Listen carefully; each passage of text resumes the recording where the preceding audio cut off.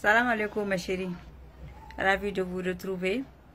Aujourd'hui nous allons parler de toujours de notre thème de violence, mais cette fois-ci c'est la violence faite aux hommes par les femmes. Et oui, la violence aussi, les hommes sont victimes. Oui, c'est vrai que les femmes sont les principales victimes des violences, mais aussi les hommes aussi en souffrent. Il y a des hommes qui sont mutilés. Il y a des hommes qui sont meurtris dans leur chair. Il y a des hommes qui sont rabaissés, humiliés, même battus, jusqu'à être tués par leur épouse. Donc, je profite aussi pour alerter, pour attirer l'attention sur ces cas. Parce que quand il y a une violence, que ce soit destinée à la femme ou à l'homme, et la violence touche l'être humain dans sa chair et dans sa dignité, doit être arrêtée.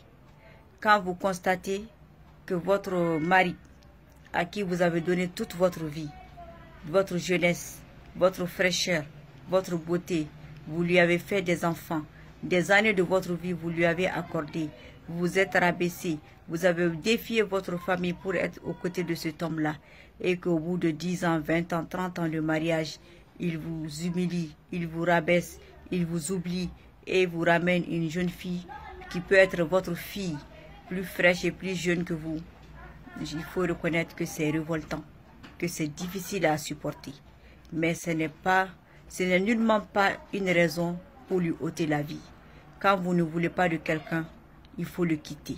Ce n'est pas en le tuant que vous arrivez à vous faire aimer. Ce n'est pas en le mutilant que vous arriverez à vous faire aimer, ni de lui, ni des autres personnes. Donc, des colères comme ça qui vous aveuglent, la jalousie qui vous enlève toute votre capacité à raisonner, vous met dans une situation dont le remords va vous ronger jusqu'à la fin des temps. Donc, je demande aussi aux femmes qui font déjà des choses, ébouillanter son mari, ébouillanter sa coépouse, de réfléchir à 2 fois. Vraiment, aucun homme ne mérite que tu détruis ta vie à cause de lui. Aucune femme ne mérite que tu détruis ta vie à cause de lui. Si la personne ne veut pas de toi, tu ne peux obliger personne à t'aimer. Tu ne peux obliger personne à rester avec toi.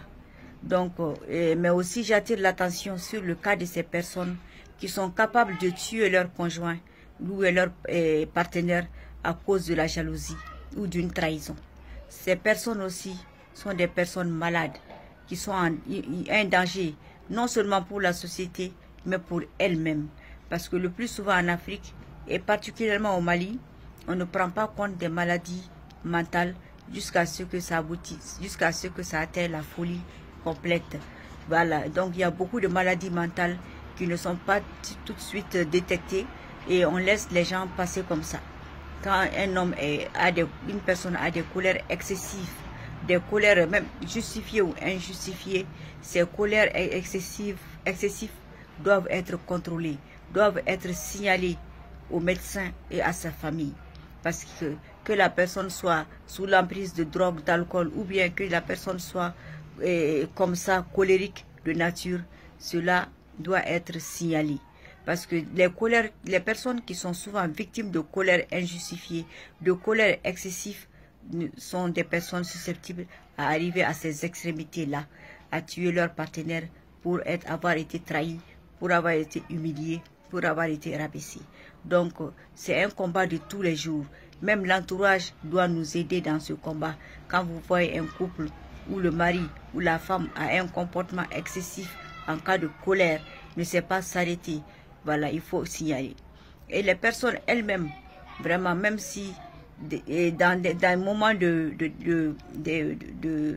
quand tu te ressaisis, dans les moments de stabilité, de retenue, et que tu vois que chaque fois que tu es en colère, tu as des envies de meurtre. Quand tu es en colère, tu souhaites que du malheur à l'autre. C'est des signes qui doivent nous alerter. Que Dieu nous protège contre Satan et ses complices. Oui, on peut ne pas être un alcoolique, on peut ne pas être un drogué, mais on peut être possédé par le démon. Et si le démon s'empare de notre corps, de notre âme, de notre esprit, que Dieu nous en préserve, nous ne pouvons pas être que des monstres. Nous ne pouvons être que des monstres et commettre que des monstruosités. Donc que Dieu nous protège et que les uns et les autres soient vigilants. Soyez vigilants et remarquez des signes avant-coureurs de violence et essayez de les contrôler, de les éviter et même de signaler avant qu'il n'arrive une tragédie. Voilà, donc la violence, ce n'est pas seulement du côté des femmes.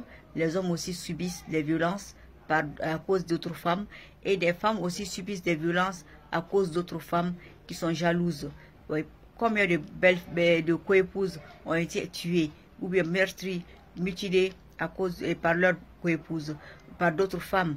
Combien de maîtresses ont été massacrées par d'autres femmes. Et combien d'épouses aussi ont été massacrées par d'autres femmes.